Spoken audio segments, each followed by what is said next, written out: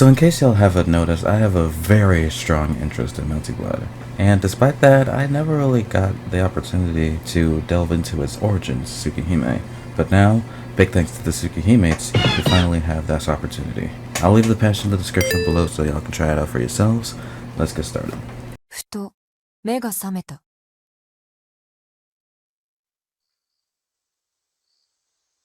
暗い夜、家の中にみんなはいない。慣れた草と紙の匂い、積み木細工のような空。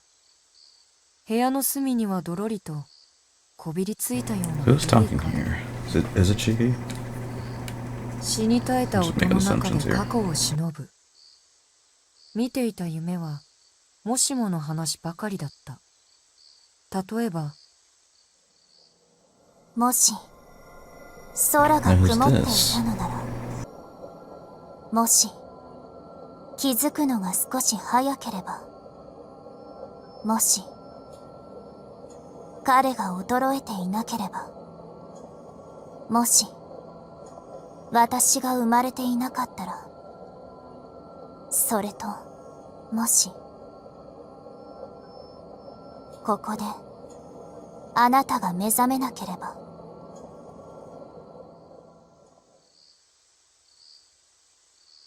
夜はますます沈んでいく。きっともう家の中には誰もいない。Type 一 moon. 人きりは怖いからみんなに会いたくて一人きりで庭に出た。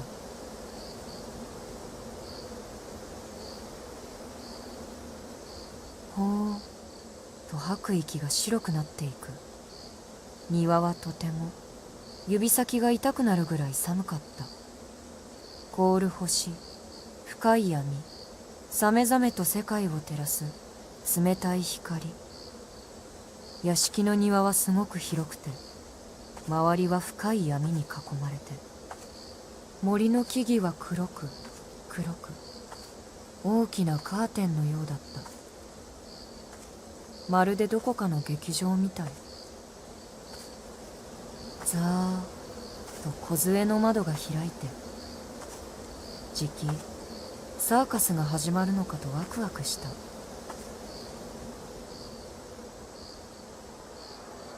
遠くでいろんな音がしている。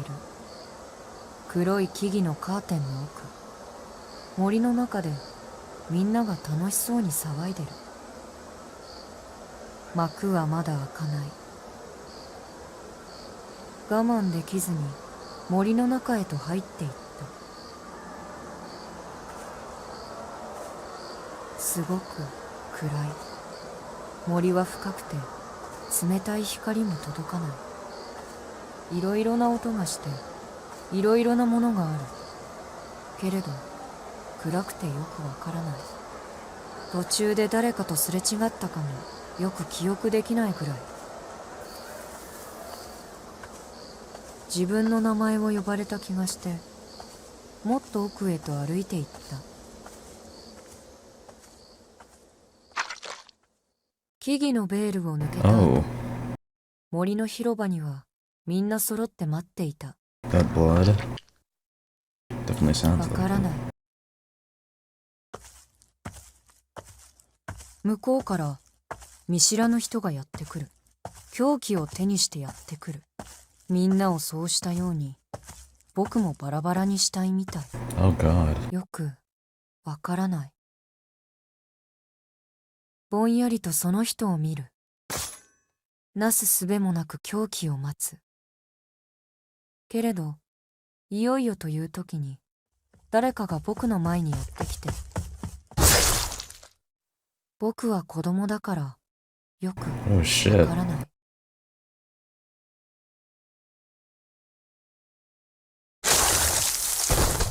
びしゃりと温かいものが顔にかかる。赤いトマトみたいに赤い水。本当によくわからないけれど、ただ寒くて僕は泣いてしまいそうだった。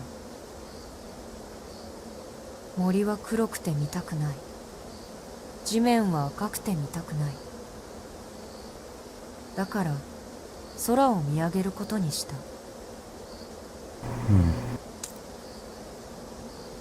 目に温かいヒーローが混ざ Oh, って that image right there. Holy 眼 shit. 球の奥に染み込んでくる。だけど全然気にならない。夜空にはただ一人きりの月がある。見知らぬ人は今度こそ僕をバラバラにしようとやってくる。なのに僕はぼんやりといつまでも青い影を見上げている。すごく不思議。どうして今まで気がつかなかったんだろう。ああ、今夜はこんなにも。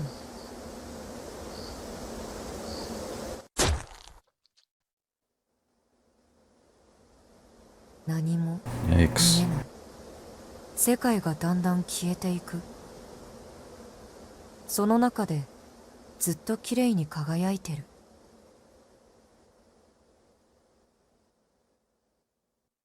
So, what exactly was that? So whoever's talking, whether it be Shiki or someone else, 気がつかなかっ mom died, and then he got た。今夜は injured. こんな Maybe に he も died with it. I don't know. 月がきれい。 The moon is quite beautiful.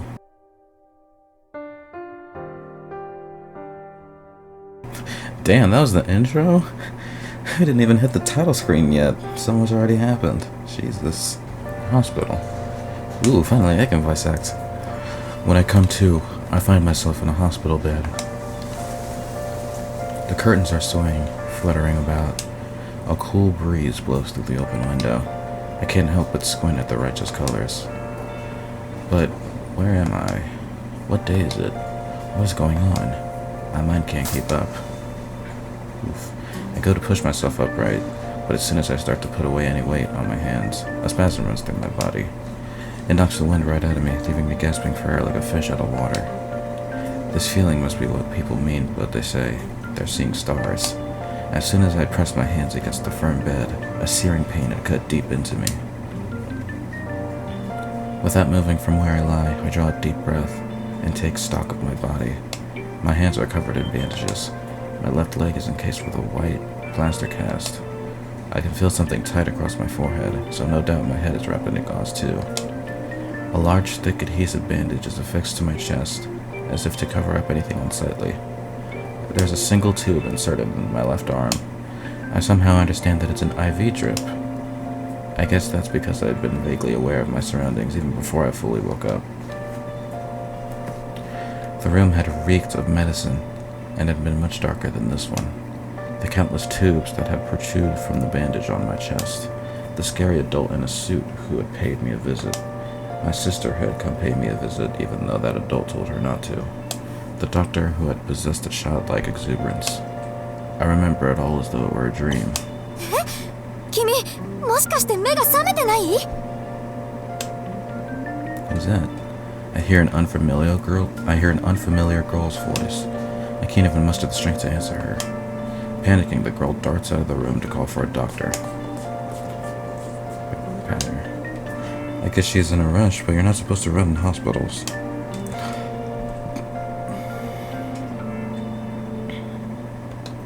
Unable to lift myself up, I turn my head to look out through the window. My eyeballs throb as though they're about to split in two. My brain feels like it's been scrambled with a knife.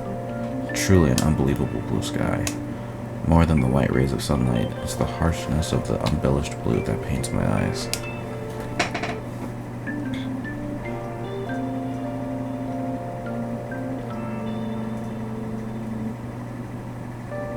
A few days later, for a while I woke up and couldn't move my bed from my bed. Looking up, I can see the sky outside, lofty as ever. The curtains flutter and sway.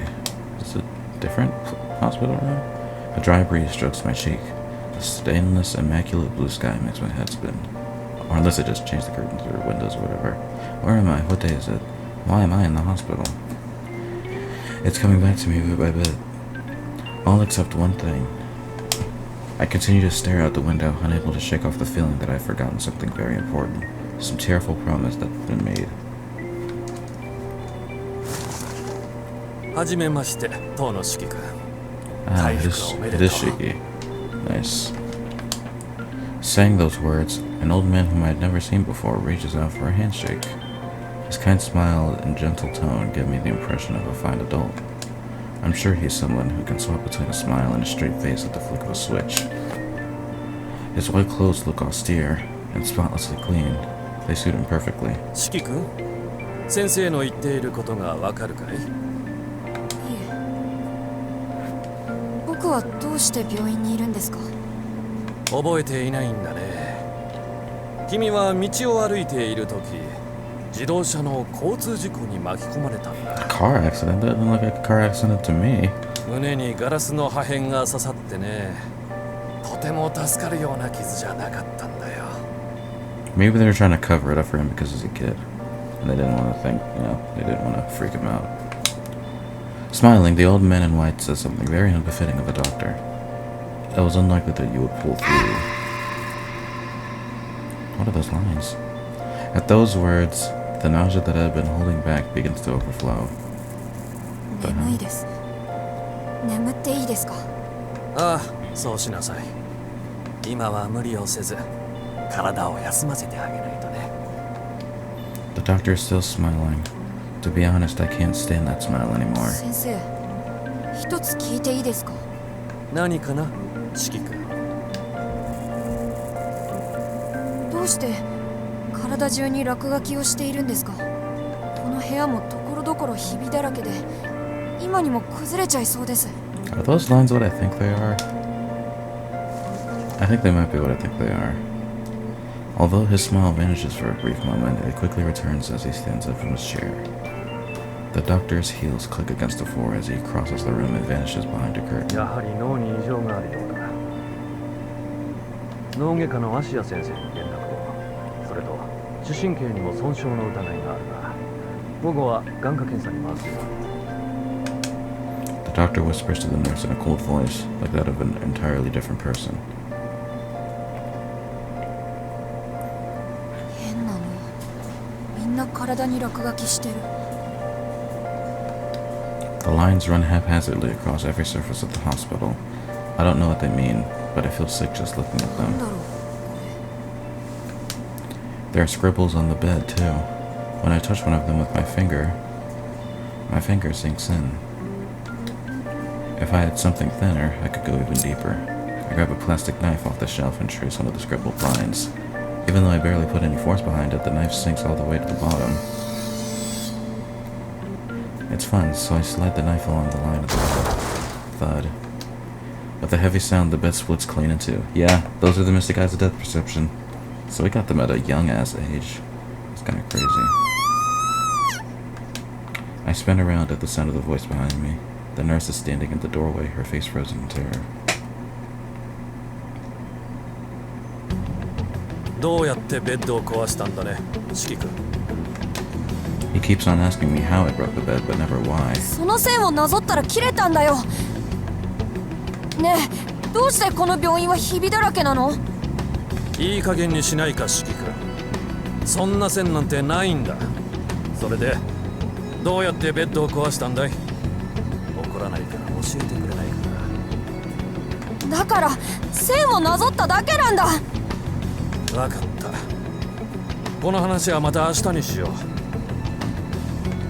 Oh god. I sense very bad vibes already. The doctor sighs. Ever since I mentioned the scribbles, his kind smile is nowhere to be seen. I'm sure that switch of it is broken. It seems like this hospital is full of all kinds of fragile things. In the end, no one believed me. If I trace the scribbled lines on something with a knife, I can cut right through it. It doesn't matter what it is. I don't need to put any force into it. I can cut it as easily as a paper cut with scissors. Whether it's the bed, a chair, the walls, or the floor. And even though I've never tried, definitely even humans. So it doesn't even have to be like living things. It can just be inanimate objects and you can just cut right through that shit. It's kind of crazy. Doesn't seem like anyone else can see these little scribbles. Lines that only I can see. I think they must be seams. The result of stitching up a wound. Marks just like the one on my chest, still not healed even after surgery, which feel as though they could shatter to pieces at the lightest touch. I mean, how else could you explain a child slicing through a wall? No kid has that kind of strength.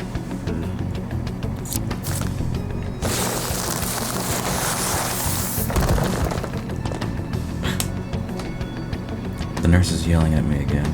She took one look at the jagged hole cut in the wall, then started glaring at me. She keeps screaming on in that shrill voice. My ears no longer work properly, so it doesn't really sound that loud to me.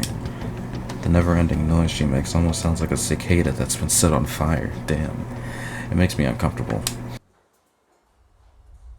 Everything is falling apart. Just opening my eyes, just being alive is sickening enough that I want to simply disappear. I hadn't realized it until now. That the world is a cobbled up together patchwork. I had no idea it could be torn apart so easily.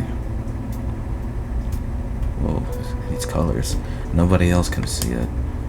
I suppose that's why they can remain so calm.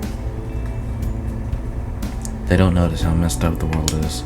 They don't know that their everyday life is full of holes. But I can see it. And it scares me so much I can't even walk. From the moment I realized that, it was as though my ears had been frozen shut. Even if something makes a sound, all I hear is silence. Only the wound on my chest reverberates like a siren. But when was that? I try to recall, but can't. No matter how much I rack my brain, I can't remember. I must have forgotten about it because it wasn't that important. My mind is like a tap that keeps dripping water, no matter how tightly it's twisted shut. So that's why. That makes sense. Of course there wouldn't be a mirror here. If there was, I would have blanked it right away. What does that mean? I'm sure I'd have laughed as I smashed it to pieces. Oh, that's what you meant, okay. In other words, it's not the world around me that's breaking down. It seems the only broken thing here is me.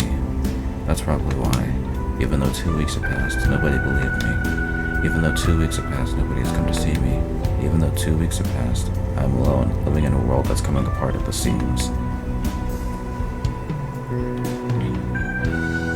Damn, this is a broken child right here. I don't want to be in a hospital room. I don't want to be anywhere riddled with these scribbles. I decide to make my escape, to flee somewhere far away, somewhere I can be alone. I'm not the only one who's crazy. Or I'm not the one who's crazy. It's the hospital that's messed up. At least that's what I try to tell myself as I run away.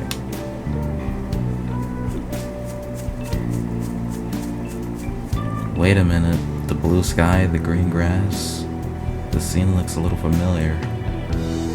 But the wind in my chest is so painful that I can't run away for long. When I return to my senses, I find myself in the field next to the hospital. I haven't gotten very far at all.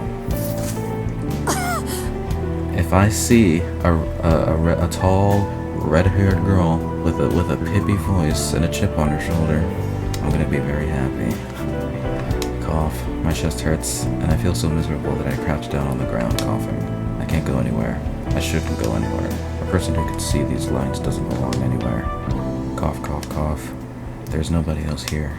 It's the end of summer, and I am adrift in a sea of grass. I feel like I could disappear just like this. However, before that can happen... 君、そんなところでしゃがんでると危ないわよ。 That voice... I hear a woman's voice clear as a bell.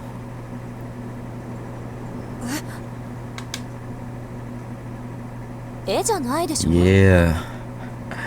ただでさえ And she got the ちっこいんだから suitcase. 草むらでうずくまってると見えないのよね。気をつけなさい。危うく蹴り飛ばされるところだったんだから。 None other than Miss Aoko Aozaki.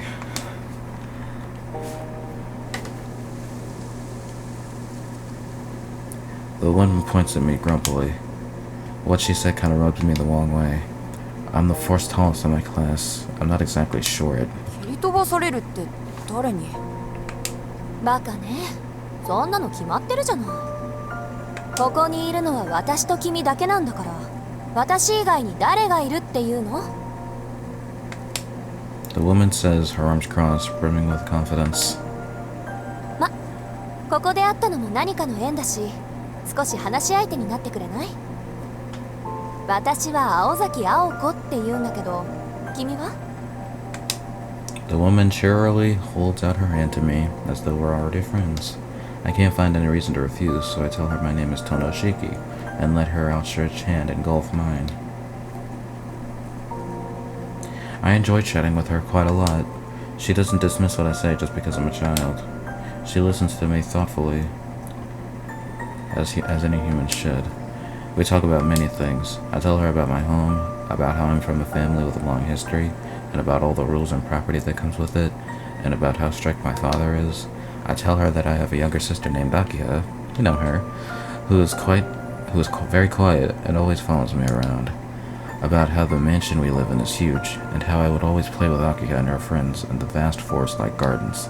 About how the attic had been our secret hideout, how I came to hate Shiratori, word chain, whatever that is, and how I'm still expected to grow taller. About how I used to like the smell of the hospital, but now I can't stand it anymore. How the cloudless blue sky is so beautiful, but when I look at it, I feel like crying.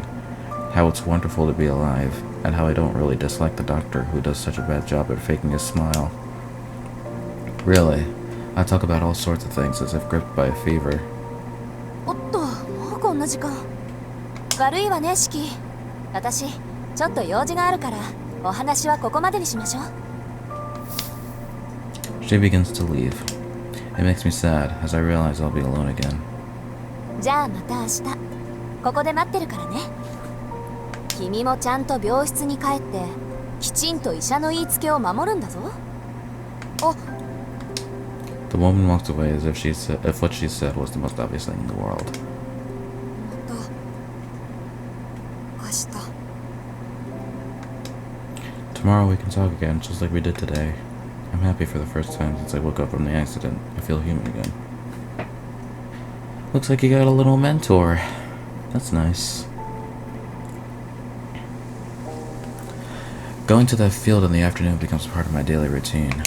She gets upset if I call her Aoko. She doesn't seem to like her own name. After much pondering, I decide to call her Sensei, because she seems like such an authoritative person.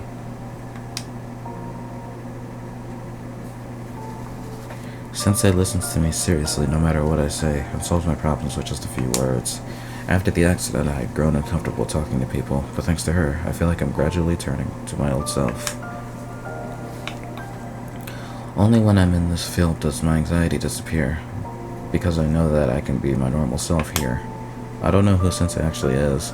She might be a real teacher somewhere. But that's just a what if. That's got nothing to do with me. I enjoy being with Sensei. It's that simple. That's all that matters. ねえ先生、僕こんなことができるよ。I want to surprise her a little, so I use the knife I brought from the hospital to cut the tree in the field. Tracing along one of the scribbled lines, I slice out a chunk at the center of the tree as if cutting through a piece of paper. すごいでしょ。落書きが見えてるところならどこだって簡単に切れるんだよ。こんなの他の誰にもできないよね。I don't know, showing her that, getting a little too comfortable, I don't know. But she knows what that is. Sensei is shocked. Proud of my display, I look to the next target. I thrust my knife into a horizontal line running through the base of the tree. Sensei runs up to me and slaps me hard across the cheek. やめなさい。君は今とても軽率なことをしたわ。Sensei looks at me with a stern gaze. Her eyes are unforgiving, a firm stare that condemns wrongdoers. Ah, what a fool I am. I've been enjoying our time together so much that I'd forgotten who I am. I'd forgotten that these scribbles are the things that shouldn't exist in this world, and that as someone who can see them, I shouldn't either. Bloody regret stains my heart. I want to curl up and die of my own stupidity. That tree, the only one left standing, had been a remnant of the time this field was a forest. In wanting to be praised by Sensei, I destroyed it for no reason. The next thing I know, I'm in tears. Even though I know that crying is cowardly and unmanly, I can't hold back the regret I feel. Shiki. Hugs! I feel something soft. Sensei embraces a person like me, knife still in my hand, as if we're all only natural. 謝る必要はないわ。まあ確かにシキは怒られるようなことをしたけど、それは決してあなただけが悪いってわけじゃないんだから。悪いのは僕だけじゃない。ええ。でもね、シキ、それとは別のところで、今誰かが君を叱っておかないと取り返しのつかないことになる。だから私はあなたを一人の人間として見た。同じ立場の人間として意見して、怒って本気で叩いた。力加減を間違えていたら私もシキを殺していたかもってくらい。 Yeah, he might have just shot a beam at him accidentally. チャンス行くわよ。 Those words are really scary, not because of the possibility that she might have killed me, but because of how sad it was that I'd forced her to come so close to doing so. 泣かないで、シキ。私も謝らないから。あなたはそれだけのことをしたんだって覚えていてほしいから。うん。その代わり、シキは私のことを嫌ってもいいわ。先生のこと嫌いじゃないよ。そう。本当によかった。私が君に出会ったのはこのためだったみたい。 And so, Sensei asked me about the scribbles that I could see, her voice gentle, as though trying to wash away my regret.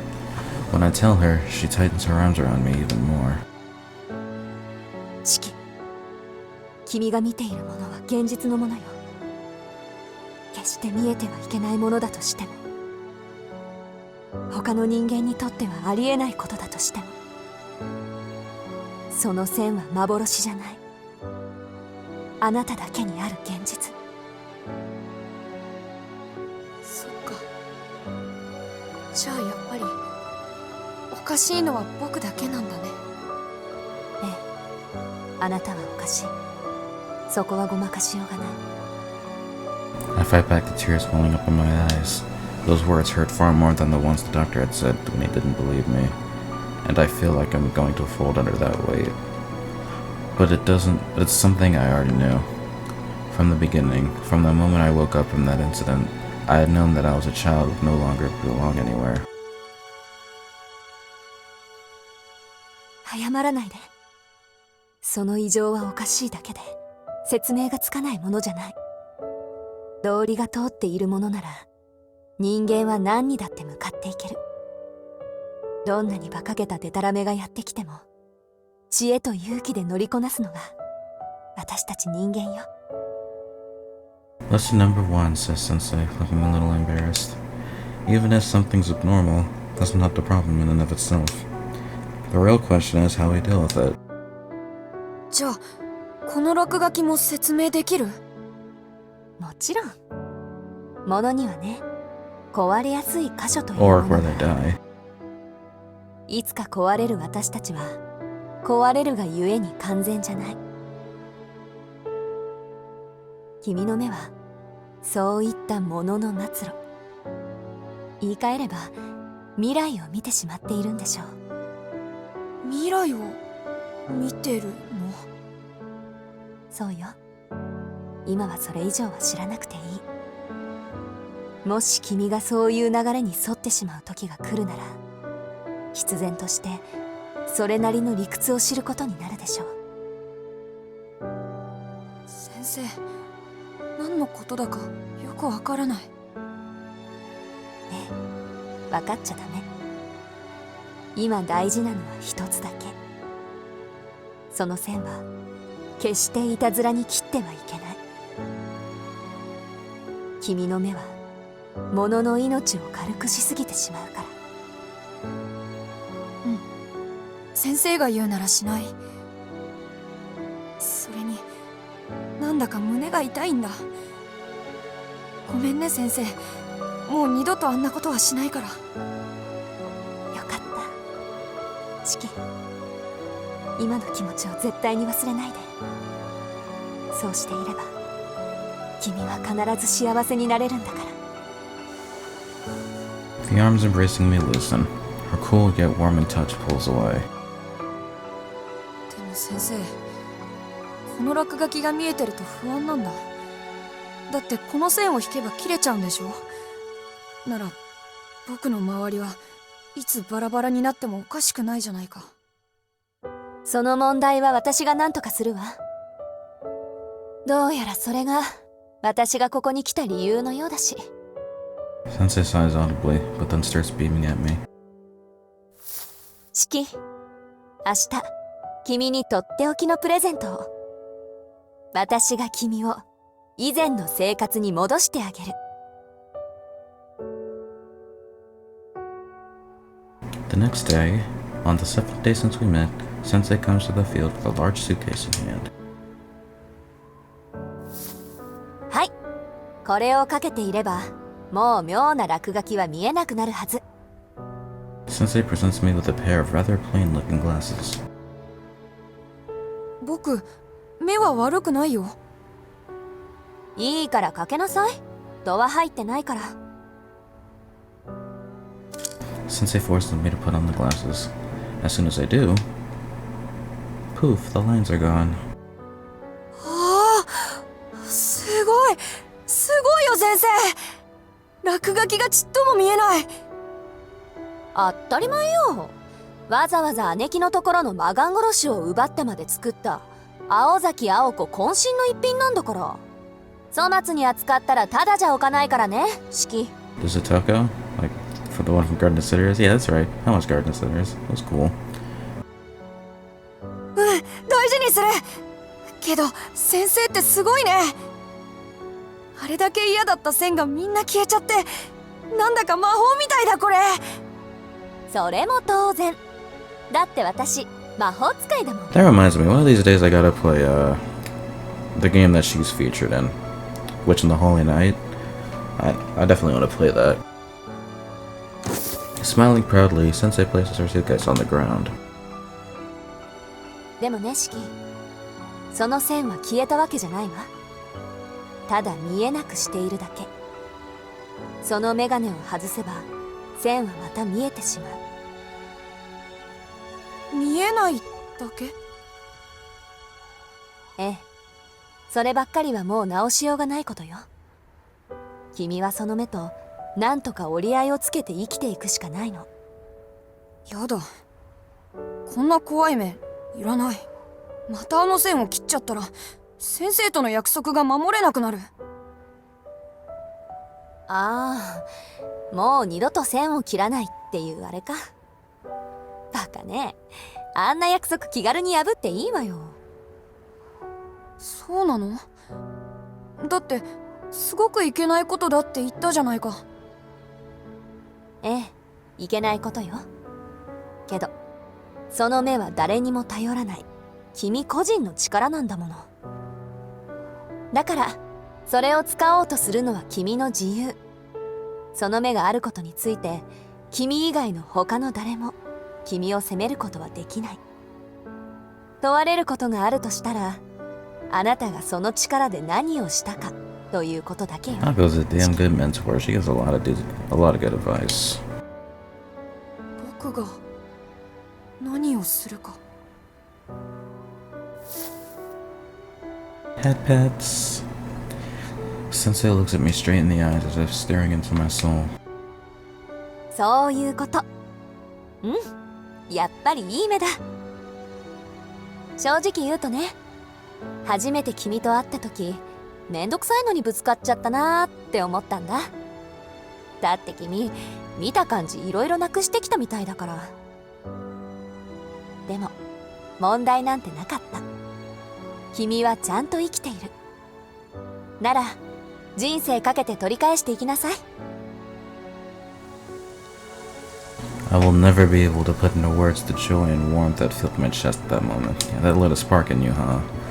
She said that I belong here in this world. She affirmed my existence stronger than anyone ever had.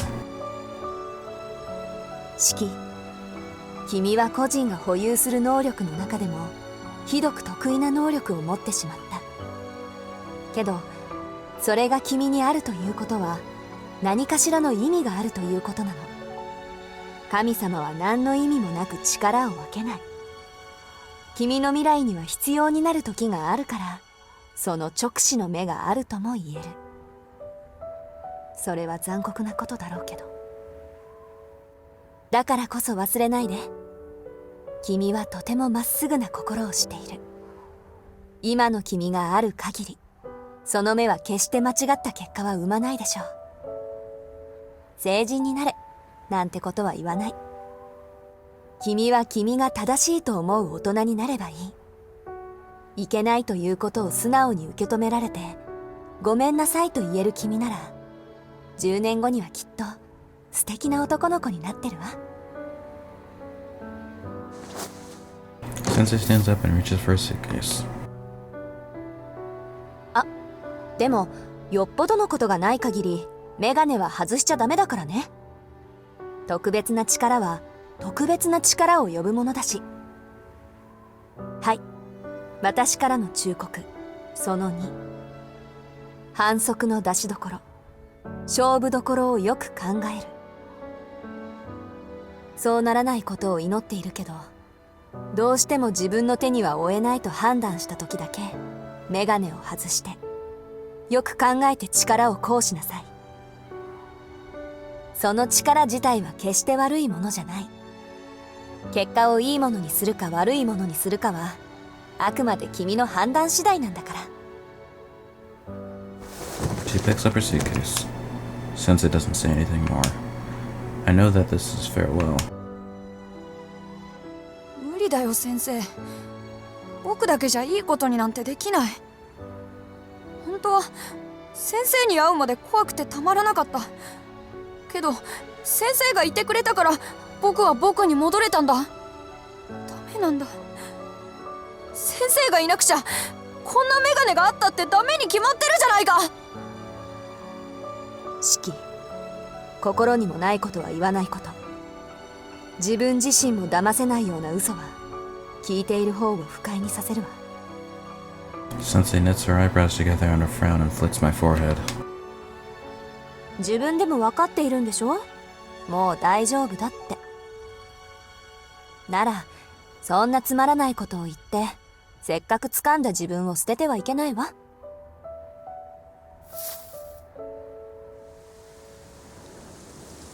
それじゃあお別れね。バイ、シキ。どんな人間だって人生ってのは落とし穴だらけなのよ。君はそれを何とかできる力があるんだから、もっとちゃんとしなさい。 Sensei is leaving. I feel very sad, but since I'm her friend, I decide to see her off properly.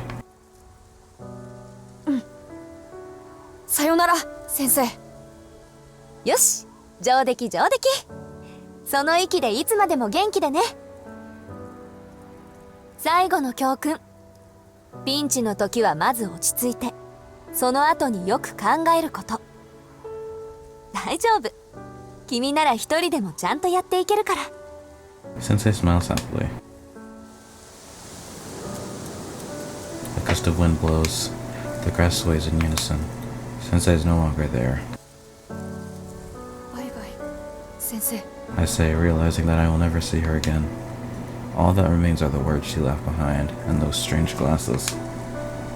I only knew her for 7 days, but she taught me the most important thing of all. Ain't that sweet? As I stand there in a daze, tears well up in my eyes. Ah, what a fool I am. All I did was say goodbye. I never once said thank you. I think I'll get a chance. At some point. I'm discharged from the hospital soon after. When I leave, I'm not sent back to the Tono mansion, but to another house. Although my body is recovered, I'm still suffering from the after effects of the accident. I am no longer wanted by the Toho family. The Toho family?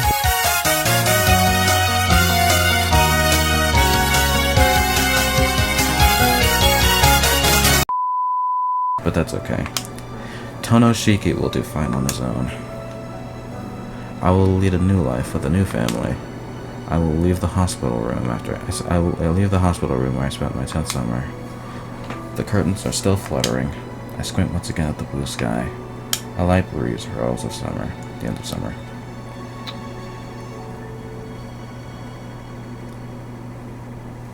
Nice.